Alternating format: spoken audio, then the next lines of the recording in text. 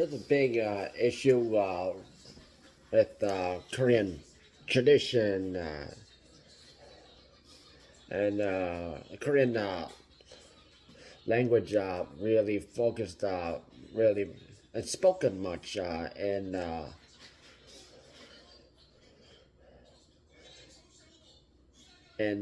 recent projects yet.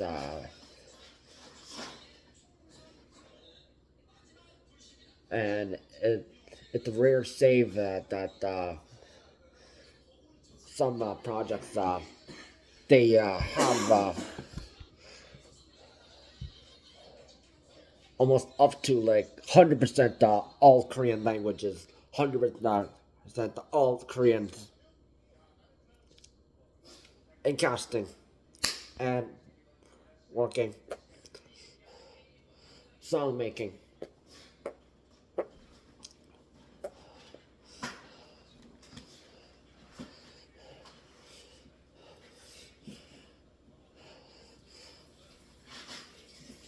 Now, let's start off with K-pop, shall we? Because that seems to be like the big thing these days, and the newer generation they don't really know K-pop well. And back in the day, K-pop was K-pop, and it was just like uh, just like pop music written by how it's done by every other country.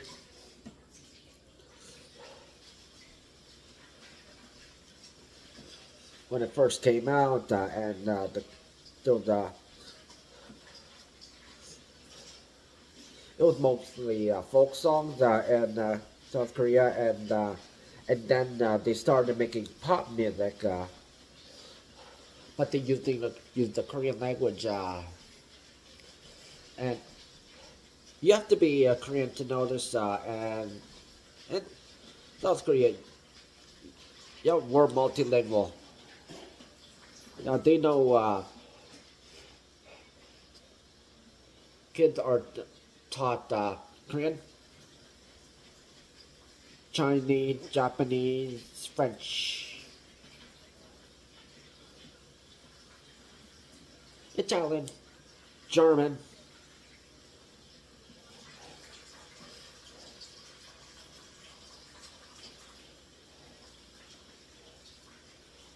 and English. English as like a second language. And why do we learn this like so many languages? Because like regarding like trading with these people from these countries, and some of these countries they're neighbors, because Korea is connected to China,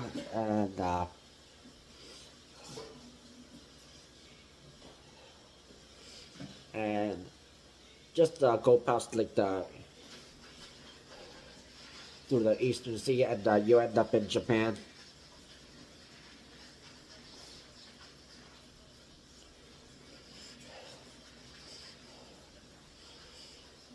And usually in like the boys' school, they'll be taught Chinese and German, while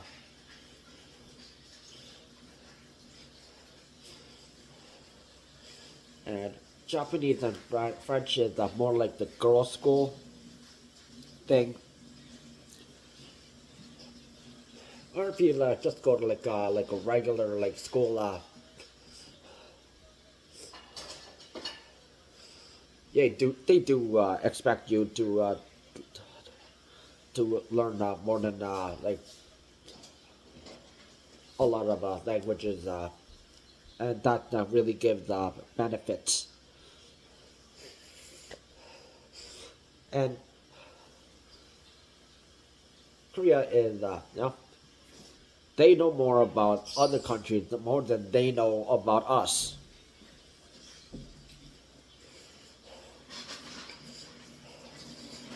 So the original famous K-pop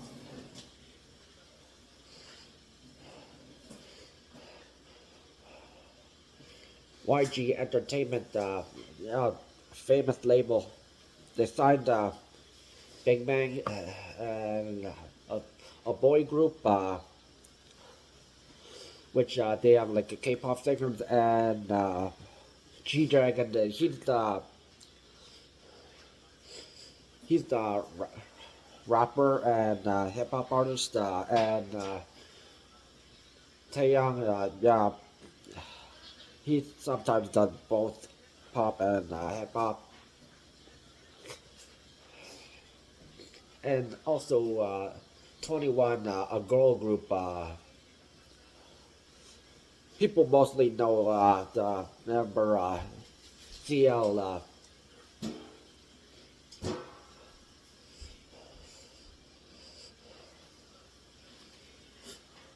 Now, YG Entertainment would eventually sign like Blackpink, but that's like many years later. Uh, yeah, decades. Now, both groups they were singing in Korean, while sometimes throwing in a little bit of English. Now, CL Chaelin is her name. She's born in South Korea, but her dad worked in many different countries, so she lived in like different countries. So she understands English a bit better than her other fellow members of 21.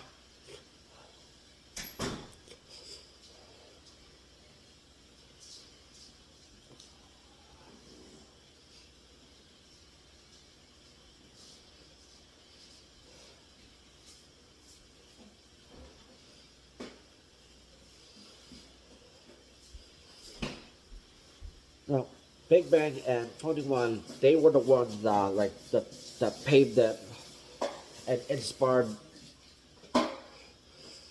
other groups. Now, there was also another group, EXO. Now, that's a boy group, but we can't call them K-pop. You have to call them Asian pop because they don't have like a majority like Korean members, but they do have like a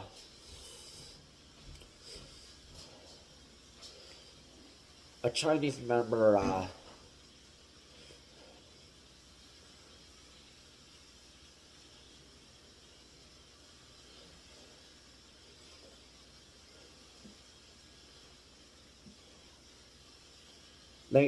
They, he's from China, and EXO they do sing in Korean.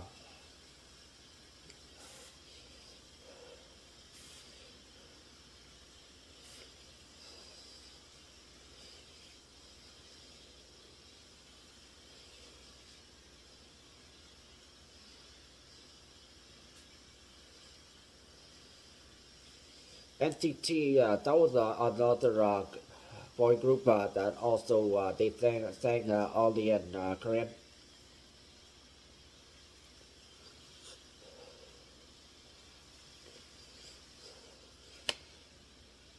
Now, K-pop and also Asian pop music, it would sort of like get the attention of the people in the Western Hemisphere, in the Americas and Europe and other continents like Africa, Pacific Coast.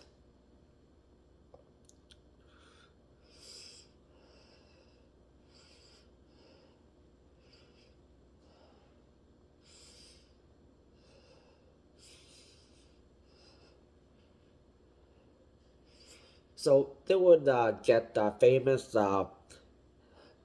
by getting Westerners to come over and collaborate, or it would like the other way around.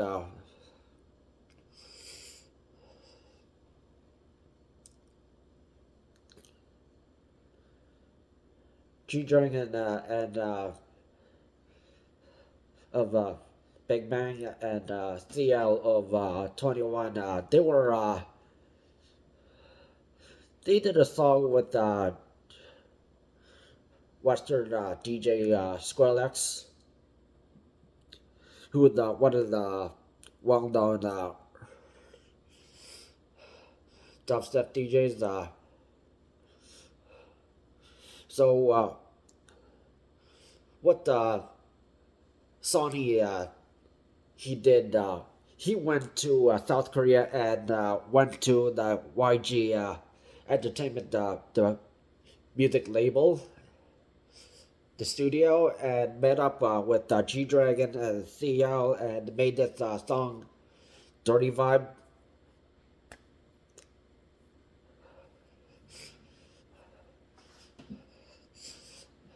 It was an instant hit.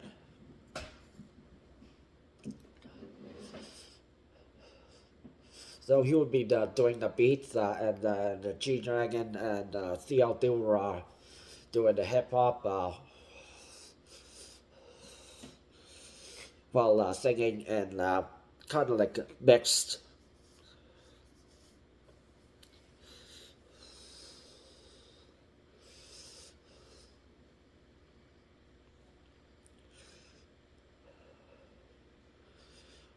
Actress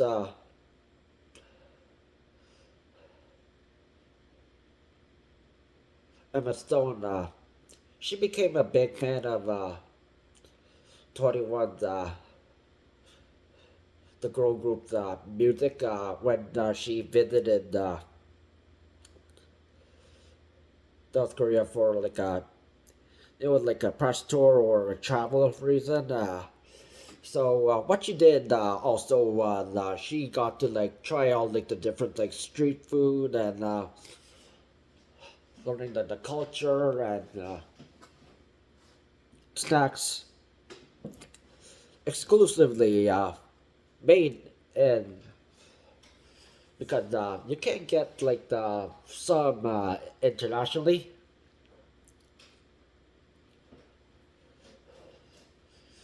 And her favorite song by them is They Got Change. I love her. Translate English. I'm the very best. Uh, and she talked about this on the interview.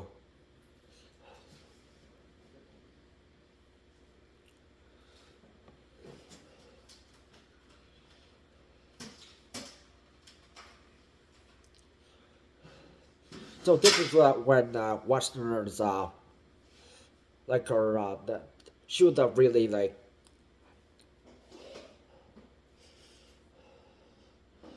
getting into like the Korean culture and the music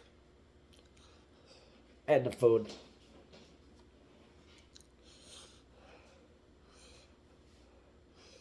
Nowadays, you can get like Korean food because it's been popular.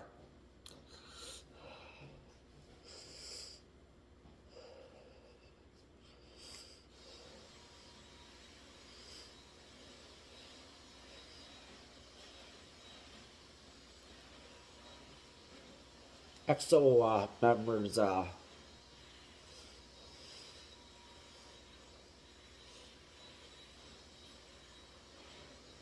Chanyeol,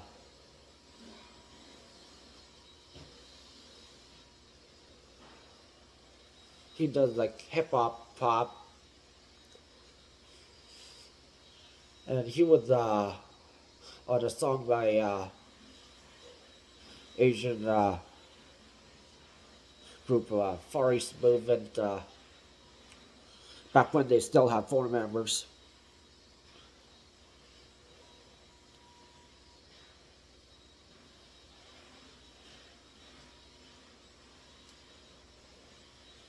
when they still had that Korean American member.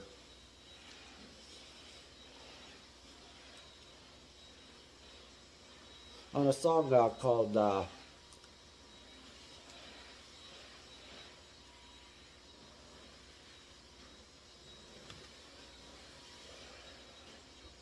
Real Love. So Far East Movement and DJ Marshmallow, who produced it, and pop singer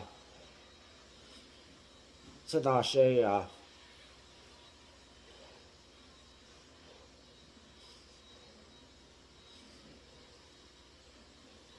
She was also on the song, and Chanyeol, he was throwing in Korean here and there. So if you heard some words that aren't English, yeah, you can figure that out easily.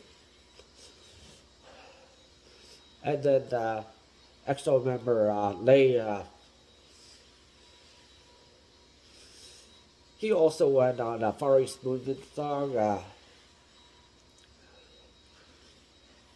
But now when they had three members left,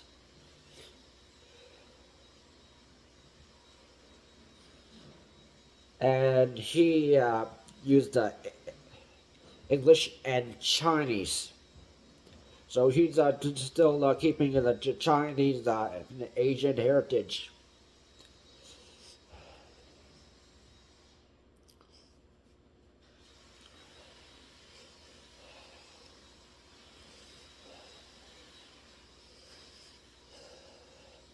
A decade later, and then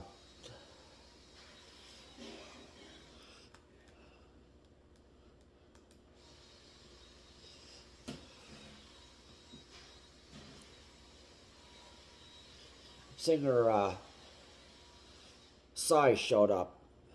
Real name Park Jae-sang. He's he does hip hop. He's also a songwriter, and he has his own record label.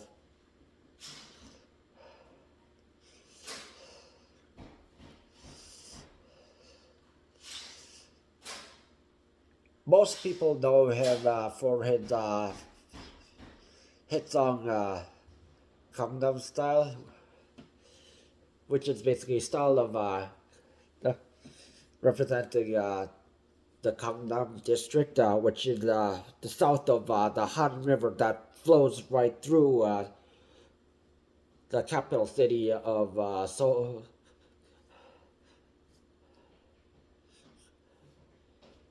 South Korea, Seoul.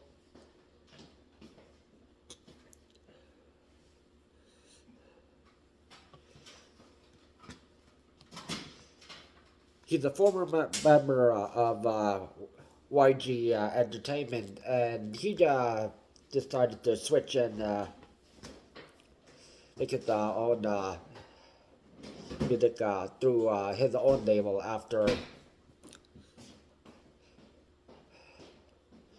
just like Blackpink complained about this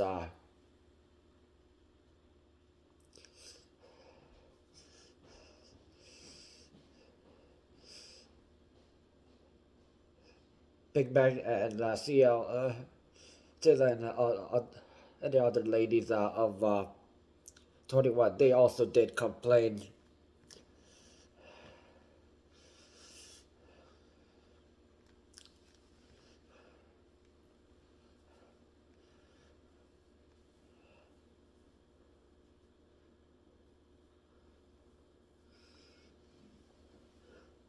So, so Mr. Park, yes, he did some goofy dancing, as you can tell, but everyone enjoyed it. So many, like millions of views internationally. He even got to work with CL, and then Snoop Dogg showed up for Hangover.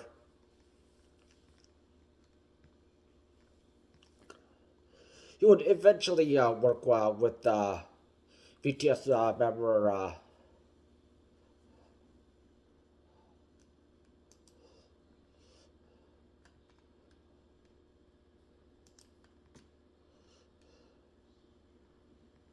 which features hip hop artist Suga, and that was when he was making his own label, Sign Nation.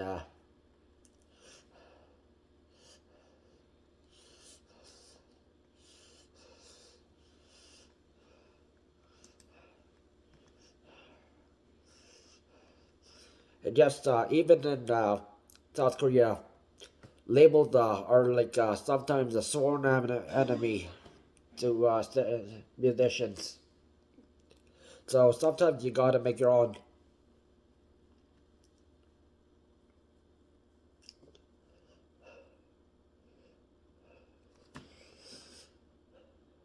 Now after like then a few years later, around 2013, BTS showed up, Bangtan Sonyeondan in Korean. They originally started off singing in Korean only,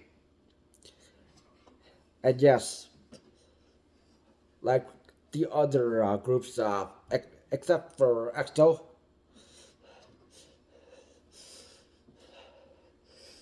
all Korean boys. So it's like an official Korean K-pop group at that time, labeled, signed to Hybe Records,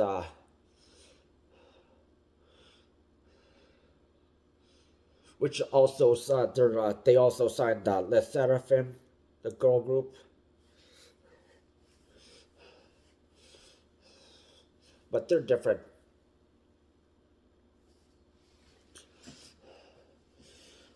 So they had like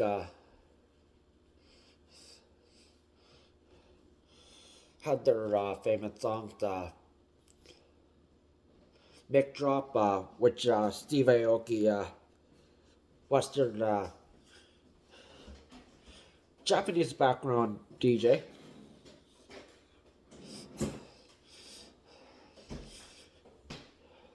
He did like the DJ part, and then the BTS worked with Steve Aoki again, but this time things changed.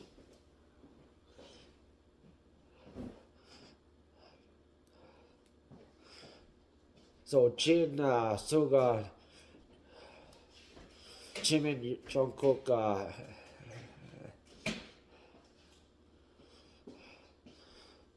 Suga, and and the rest, they started start to sing in English, and explained on like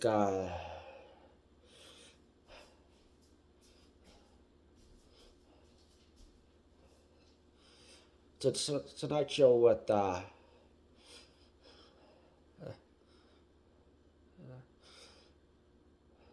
Jimmy Fallon. Yeah, they mentioned that they learned some English through watching the TV show Friends that came out in the 1990s.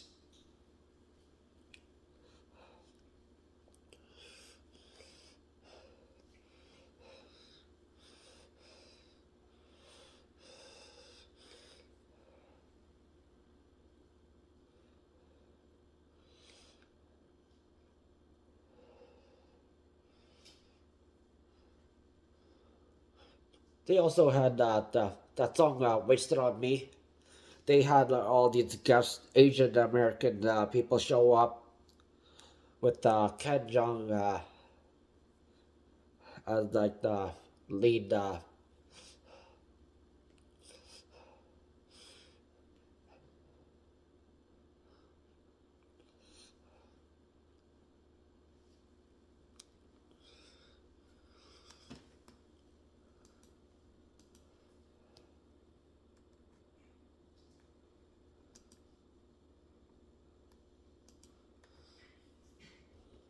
They also have another song, but which they but singer-songwriter Annika Wells,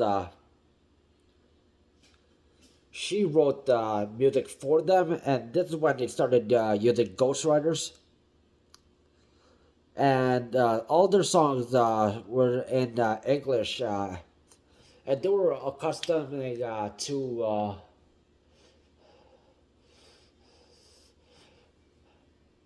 the English speakers and anyone who especially the fact that United States had the lack of literacy. Those iPad kids, yeah, go read a book.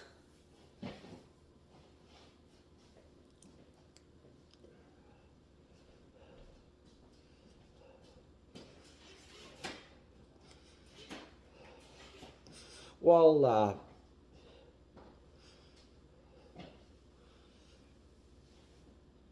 BTS, they did manage to sing one more time in Korean, but Coldplay invited them, the British band, on the song My Universe. So Coldplay, Chris Martin, he would be singing, and then the rest of the boys, the BTS boys, that they would be singing in Korean.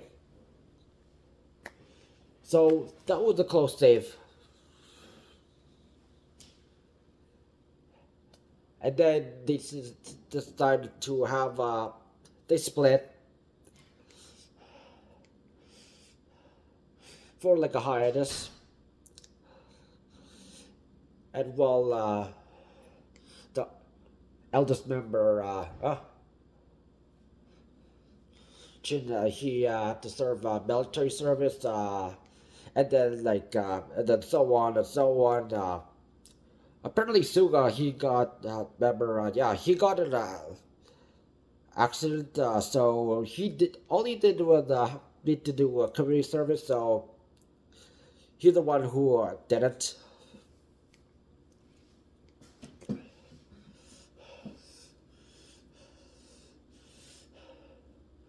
Now while the group is back together, while some songs they're not in Korean anymore. The melody and rhythm, everything is spot on, but the language it's just dead.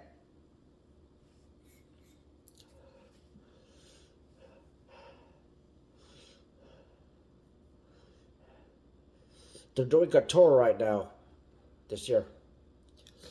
Let's focus on Blackpink. Blackpink signed to YG Entertainment. Now, Jisoo is the only Korean born,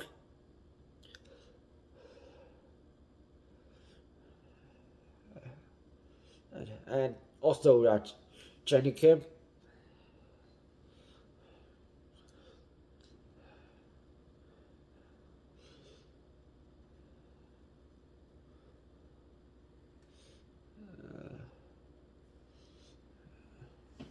Lisa, she's Thailand, and she did not make her own music, and you could tell, and she actually sings it in Thai language, so that's a bonus point for her.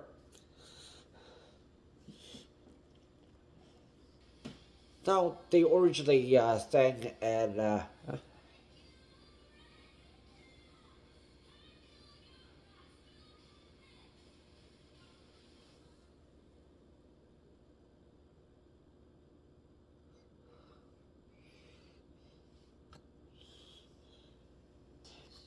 Thai, but they then same thing.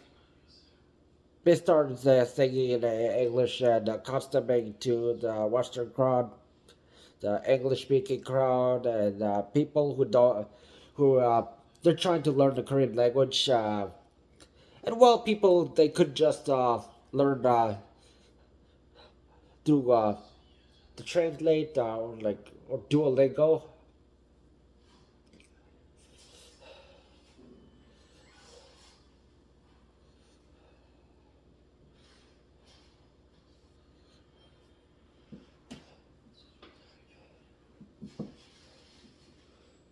Yeah, they are not the same anymore.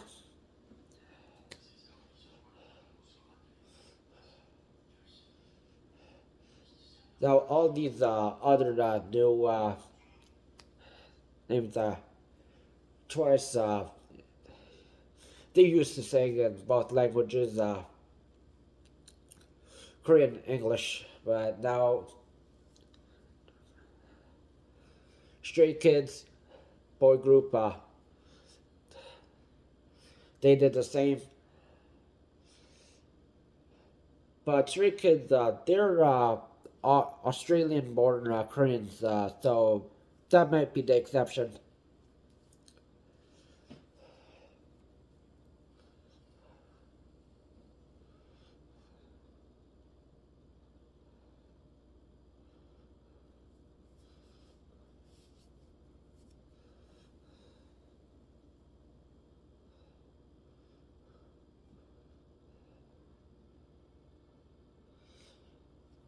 And then there's like these mixed groups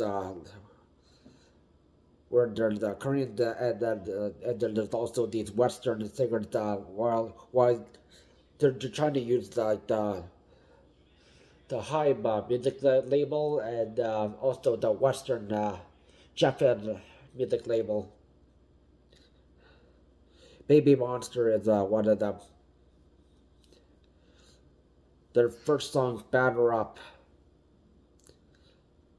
all in English. Accustoming to the Western crowd.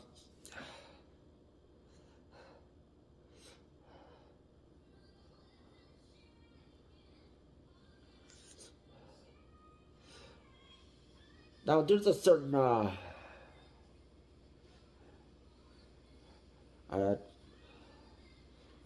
a special through Netflix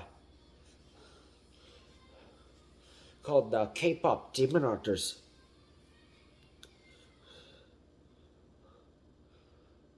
So they basically three girls versus seven boys. So in daytime they make pop songs while in the evening oh the girls they're the ones who are hence the name demon hunters and the boys are demons because they turn into like this tiger and the art looks like of all of the like the designs of like the girls and the boys they look so close to Disney's Turning Red. It, it's like they're out of like ideas. It's like AI did it.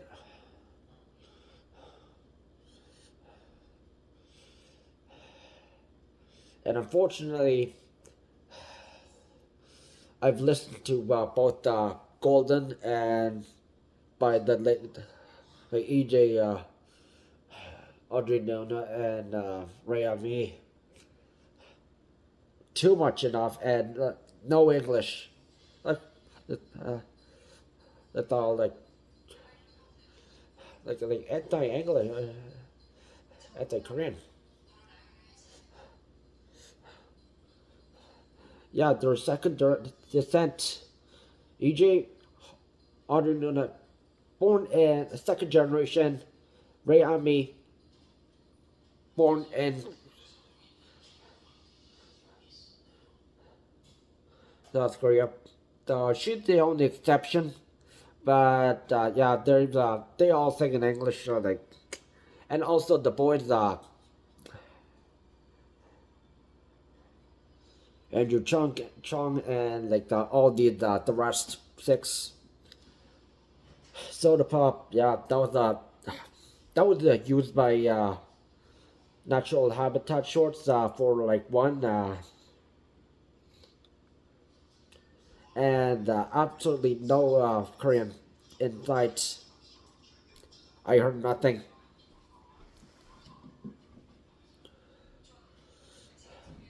And kids only like it because it sounds catchy, and they think that like the characters like so like cute. The girls are hot,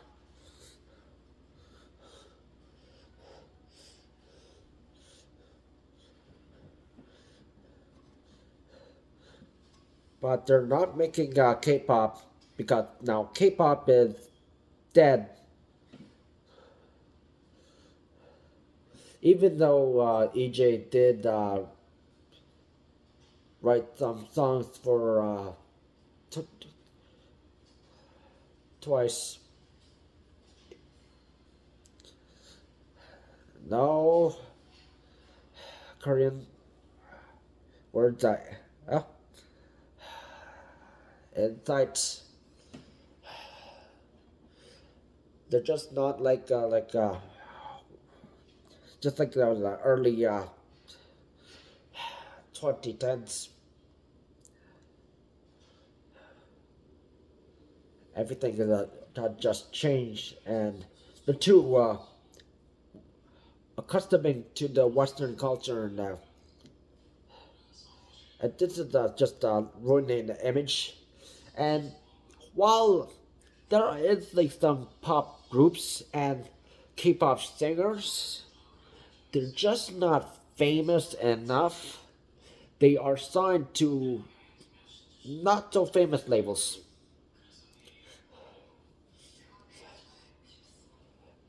and they do polite rap. I'm talking Will Smith polite rap, and I have listened to it. I forgot the name of these guys, but they're just not famous enough, and they're not recognized enough.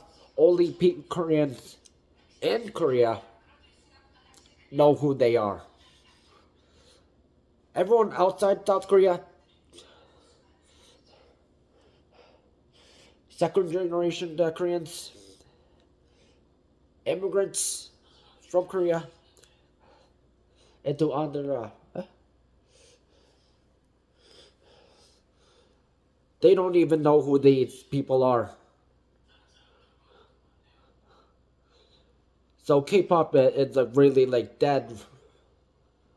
Meanwhile,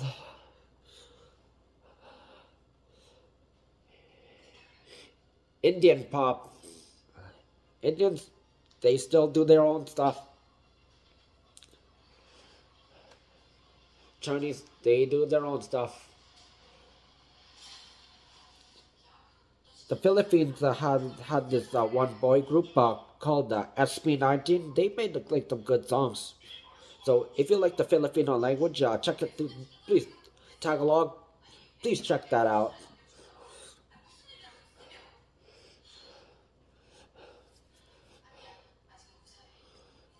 At least some Asian countries are still, and also J-pop, and unfortunately, Le Seraphim signed to Hype. Yeah, they even though one member is Japanese, and they got rid of one member because South Korea has this new law that bans anyone who was bullying the elementary, middle, or high school to entering like a university and participating in like major sports or entertainment business, whatever. Yeah, because they are way against like they're serious about bullying, and only because one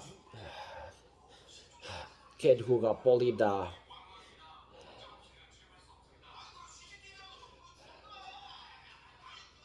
he got committed suicide. So these major universities they took it to their hands and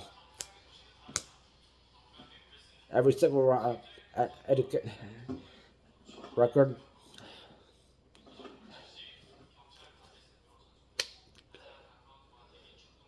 Now, not all hope is lost, and like especially the entertainment.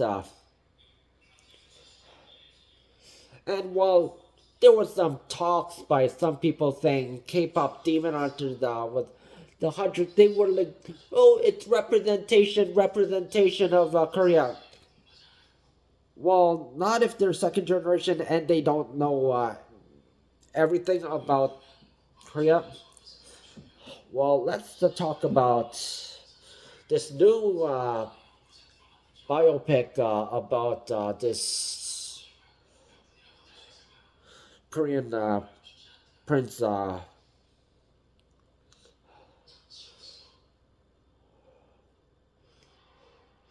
during the Joseon dynasty. So this was during 1457. So this biopic is called The King's Warden. It looks like this.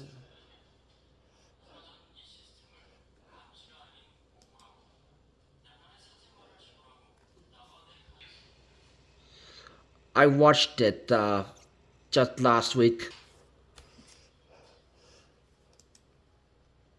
Everyone watching was the was in their late 40s, their 50s, 60s, 70s, and 80s. I was the only one who was 25 years of age. I was the only youngest Korean to ever watch this. So here's the synopsis. Set in 15th century Korea.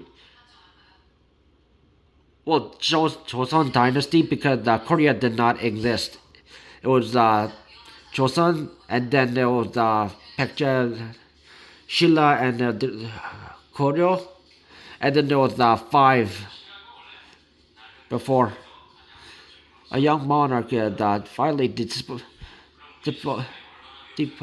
by his uncle in a brutal struggle for power. Stripped of his crown and exiled to a remote mountain village, he lives under constant threat of execution when when a clever village chief, Young Hyo-do, expect a wealthy aristocrat to arrive, hoping to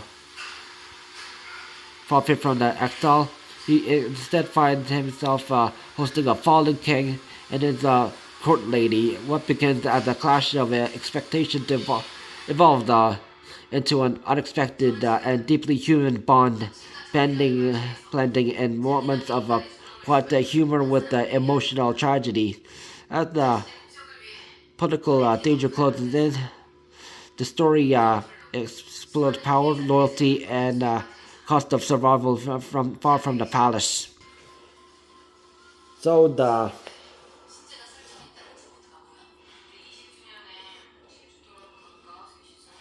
so who though? Yeah, he was like the warden of the small town, and town was under threat by this tiger. And back in the old days, tigers did live in the forest in Korea until Imperial Japan attacked and killed all the tigers. And that's why you only see tigers in Siberia and Russia, and Russia, other parts, China, India, and the Middle East. Yeah, it Japan never apologized for that.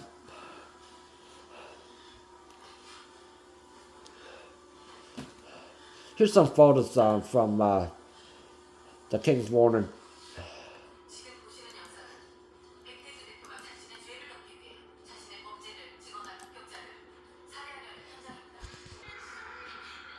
Yeah, all the temples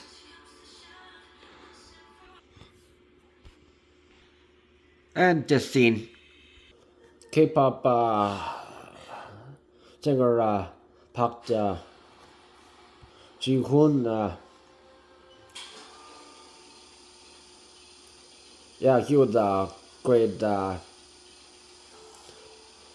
in the role playing this role playing this 16-year-old exiled to be king.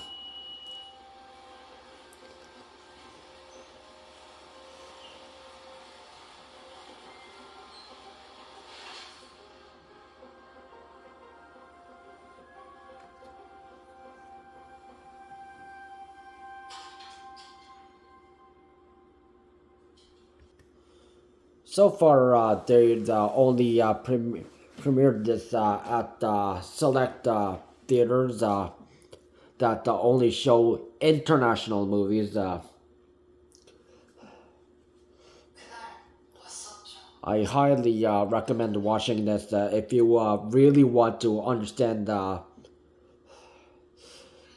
Korean history. If you're like a real fan of like the Korean culture, and this is a big shocker.